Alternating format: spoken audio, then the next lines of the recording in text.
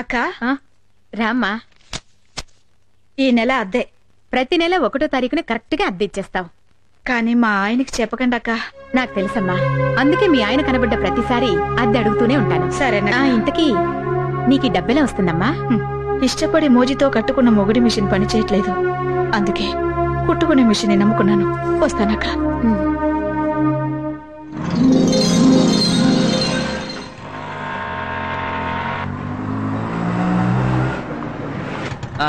ఇదే ఇల్లు. ఆపి.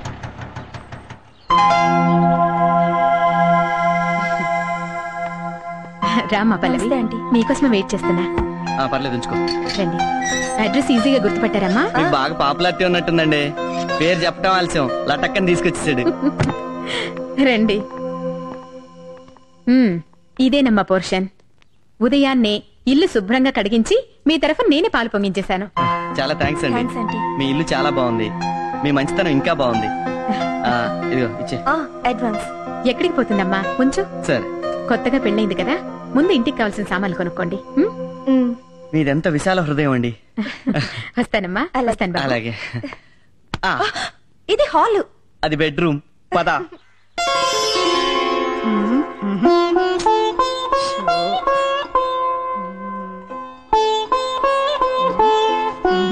ఏంటక్క ఆలోచిస్తున్నావు? ఏ ముగ్గు వేస్తామని. ఇందులో ఆలోచించడానికి ఏముంది? ఏదో ఒకటి వే. ఏదో ఒకటి వేసే స్వేచ్ఛ నాకెక్కడ ఉందమ్మా. మొన్న నేను చిలక ముగ్గు వేస్తుంటే. ఏంటే ఈ చిలక? అవునండి. ఎలా ఉందండి? చాలా బాగుంది, బ్రహ్మాండంగా ఉంది. ఎవడేమన్నాడు ఈ ముగ్గు నిన్ను? ఎవరు వేయమనలేదండి. ఎవరు వేయమనలేదండి. ఎవరు వేయమనకుండా నేను ఒక్కదాని వేసే ఇండిపెండెంట్ డెసిషన్స్ తీసుకుంటున్నావు అన్నమాట. ఏంటి మాట్లాడమే? సతీ సావిత్రి కట్టింగ్ లేవుక చిలక ముగ్గేసి చిలకలాగా ఎవరితో ఎగిరిపోదాం అనుకున్నావా? మీరు అనేది ఇది చాలా అన్యాయం అక్క. నిన్నటికి నిన్న గులాబీ ముగ్గు వేస్తే సూపర్. గులాబీ పువ్వు బ్రహ్మాండంగా వేసావే. ఎవరు నేర్పాడా నీకు? మా బామ్మ. బామ్మ అంటే మీ అమ్మకి అమ్మన్నమాట. నువ్వు చిన్నప్పుడు ఉగ్గు పాలతోనే నేర్చుకున్నావే మగోడిని ముగ్గులేసి ముగ్గులోకి లాగటం. ఏంటంటే మీరు అనేది? ఏంటా ఈ గులాబీ ముగ్గేసి ఏ జిలేబీ గాడిని ముగ్గులోకి లాగుదాం అనుకున్నావు? ఆయన అంటే ఏంటి? ఆడి పేరు కూడా చెప్పాలి నీకు. పేరు కూడా చెప్పాలి నీకు. నేను తప్పేస్తాను. ఎవడవాడు? చెప్పు. చెప్పవే. చెప్పు. చెప్పవే. ఏది? అయినా ఇలాంటి అనుమాన పక్షిని నువ్వెలా పెళ్లి చేసుకున్నావు అక్క? అదో పెద్ద ఫ్లాష్ బ్యాక్. నేను 2 ముక్కల్లో చెప్తాను, వినేసి వెళ్ళిపో. నేను లాల్ బహదూర్ స్టేడియం ఎదురుగా ఎస్టీడీ బూత్ లో పనిచేసేదాన్ని. ఈ పొట్టోడు రోజు క్రికెట్ కిట్ లో పట్టుకుని లోపలికి బయటికి తిరుగుతుండేవాడు. అంతేకాదు అజారుద్దీన్, లక్ష్మణ్ ఇద్దరితో నవ్వుతూ మాట్లాడేవారు. ఒకసారి ఇండియా పాకిస్తాన్ వన్డే మ్యాచ్ జరిగితే చూడాలని సర్దా వేసి ఇతన్ని టికెట్లు అడిగాను. పెవిలియన్ లో ప్లేయర్స్ పక్కనే ఫ్రీగా కూర్చోబెట్టి కాఫీ టీ కూడా ఇచ్చారు. తర్వాత ఐ లవ్ యూ అన్నారు. ఇతనేదో పొడి చేసే ప్లేయర్ అనుకుని నేను ఐ లవ్ యూ అనేసి పెళ్లి చేసుకున్నా. తర్వాత తెలిసింది ఈడో క్యాంటీన్ లో కాఫీ టీ అమ్ముకునేవాడని. అయ్యో, ఎంతగా మోసపోయావు అక్క. గుడ్ మార్నింగ్ అక్క. Good morning. నా పేరు పల్లవి. నిన్ననే మీ ఎదురింట్లో దిగాం. మీ ఇద్దరి గురించి శ్రీకన్య ఆంటీ చెప్పారు. అలాగా? కొత్తగా పెళ్ళైందమ్మా? అవునక్క. జాగ్రత్త. దేనికక్క? ముగ్గు వేసేటప్పుడు ఏ ముగ్గు మీ ఆయనకి ఇష్టమో ముందు తెలుసుకుని వేయమ్మా. పల్లవి కాఫీ పెట్టాను, వేణీలు కాసాను, పళ్ళ పని కూరగాయలు కూడా వచ్చా. అక్క, మా ఆయన చందు. నమస్కారం అండి. హలో. ఏం బాబు, కాఫీ నువ్వే పడతావా? నేనే పెడతానమ్మా. బాబు, కూరగాయలు కూడా నువ్వే కోస్తావా? వంట కూడా నేనే చేస్తానమ్మా. విన్నావా, వంట కూడా వాడే చేస్తాడంట. వాడ కాదమ్మా, నేను. సారీ. It's okay. ఇందులో అంత ఆశ్చర్యం ఏముంది? మొగుడు పెళ్ళాలన్నాక ఒకరికొకరు తోడు నీడుగా ఉండాలి. పిలిచారండి? ఏంటే గొంతు చించుకొని పిలుస్తుంటే బయట చేస్తున్నావు నువ్వు? వాకిట్లో ముగ్గేస్తున్నానండి. అంటే లోపల మందు కొడుతున్నాననే కదా నీ అభిప్రాయం? ఏమండి, ముగ్గుకి పెగ్గుకి ఏమన్నా సంబంధం ఉందా? నేను చెప్తున్నాను, నాకు ఈ దరిద్రుడు వద్దని. అయ్యో తప్పునానా, అలా చెప్పకూడదు. మనకు టీవీ నచ్చకపోయినా మార్చుకోవచ్చు, పాలోడు పేపర్ లోడు నచ్చకపోయినా తీసేయొచ్చు, కానీ నచ్చినా నచ్చకపోయినా డాడీని మాత్రం మార్చుకోలేమమ్మా. ఏంటని ఉద్దేశం? ఇండైరెక్ట్ గా నేను కూడా నీకు నచ్చలేదని చెప్తున్నట్టుగా. అయ్యో, ఇండైరెక్ట్ గా చెప్పడం లేదండి. అంటే నేరుగానే చెప్తున్నావు అనమాట. నీకు ఈ మధ్య నోరు పెగులుతుంది. మొగుడంటే లెక్కలేంతనం ఏర్పడింది.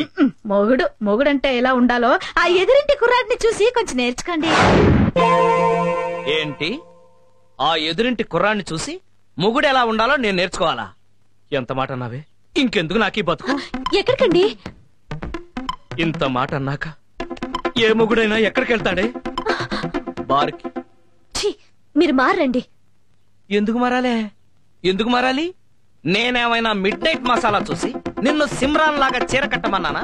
ముంతాజ్ లాగా మిడ్డీలు వేయమన్నానా? కరిష్మా లాగా చరిష్మా లేకపోయినా సరే ఆర్తి అగర్వాల్ లాగా హారేసుకోమని చెప్పాను.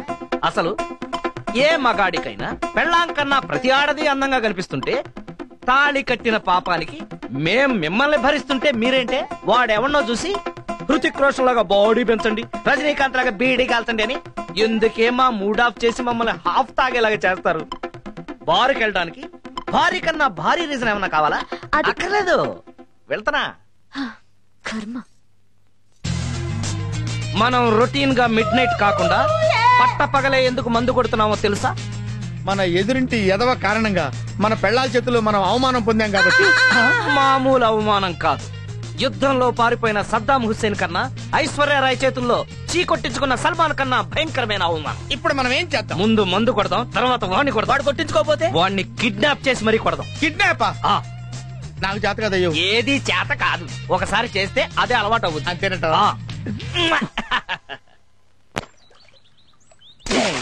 నే కడిగేస్తే తలతలలాడేనండి, నే తుడిచేస్తే మిలమిల మెరిసేనండి, నే విసిలేస్తే ఆంధ్ర సోడా బుడ్డి. వీడిన చందు అంటే అవునల్డు. తలతల్లాడే నలుపుకి మిలమిల మెరిసే మెరుపుకి చందు వాషింగ్ సర్వీసెస్. అదా ఏం చేస్తున్నాడు రా? పెళ్ళాం స్కూటీ తుడుచుకుంటున్నాడు. లేదు, దేనికి? స్కూటీలు కడిగి పెళ్ళాం నైటీలు తిగి కాళ్ళు పిసికి కుక్కలాగా తోకాడించడానికి. అందులో తప్పే ఉంది. చూసావమ్మా ఎంత మాట నిచ్చాడు? అవును. ఇలాంటి వాడు ఒక్కడి రాష్ట్రంలో ఉంటే ఆంధ్రప్రదేశ్ లో ఉన్న ఆడాళ్ళందరూ మొగుళ్ళని కబడ్డీ ఆడారు. కరెక్ట్ గా చెప్పేవాళ్ళు. ఆ సిచ్యువేషన్ రాకుండా ఉండాలనేగా మనం వీడిని హైజాక్ చేస్తున్నాం. కరెక్ట్. హలో, ఫ్లైట్లని హైజాక్ చేస్తారు, మనుషుల్ని కిడ్నాప్ చేస్తారు. వీడికి జనరల్ నాలెడ్జ్ ఎక్కువే. వీడిని కిడ్నాప్ చేయాల్సిందే. కుదరదు, నేను వంట చేయాలి. అబ్బా, ఇంత చెప్పినా కూడా వీడు ఇంకా వంట చేస్తానంటున్నాడంటే వీడిని కిడ్నాప్ చేస్తే తప్పే ఉంది. అబ్బా, ఏంటి ఖర్చీపులో ఉన్న మత్తు మందు పెట్టావా? సడన్ గా పడిపోయాడు. 6 నెలల నుంచి ఉతకలేదు.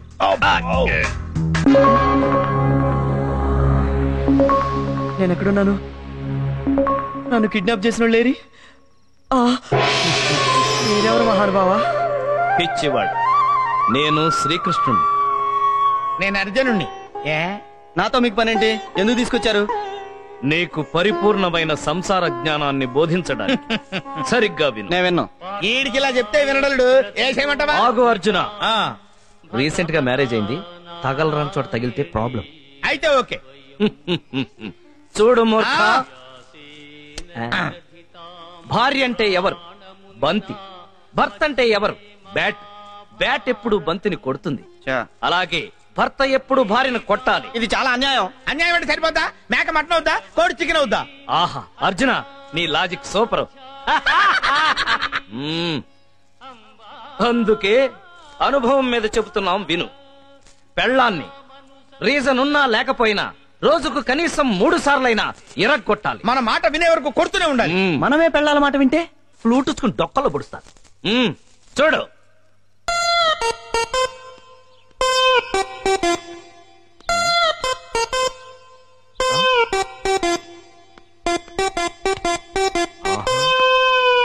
హలో.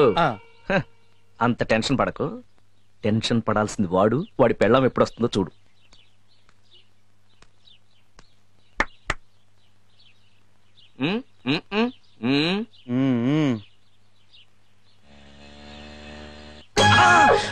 అదిగో వచ్చేసింది. ఏంటి? ఓకే.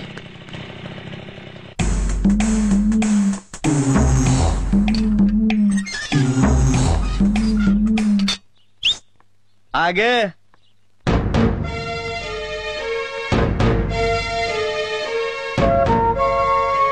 టైం ఎంత అయింది? ఏ మీ టైం పనిచేయట్లేదా? నా టైము ఇప్పుడిప్పుడే స్టార్ట్ అయింది. ఆఫీస్ ఎన్ని గంటలకు వదిలేరు? 5 గంటలకి. మరి 6 గంటలలాగా ఏం చేస్తున్నాడు? ఎక్స్ట్రా వర్క్ ఉందండి. అయ్య బాబోయ్, ఆఫీస్లోనా ఆఫీసర్తోనా? అదేంటండి ఈ రోజు కొత్తగా వింతగా మాట్లాడుతున్నారు? అదేంటోనండి, నిజం మాట్లాడితే కొత్తగాను వింతగాను ఉంటుంది. చెప్పు, ఆ గంట ఎవరితో ఎక్కడ ఎలా గడిపావు?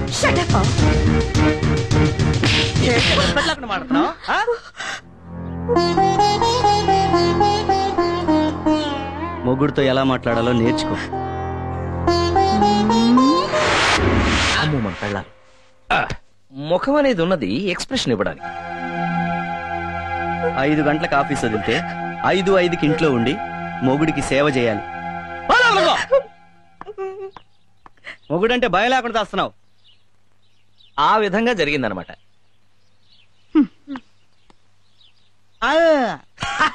థమ్స్అప్ కావాలంట. ఓకే, థమ్స్అప్ కాదు.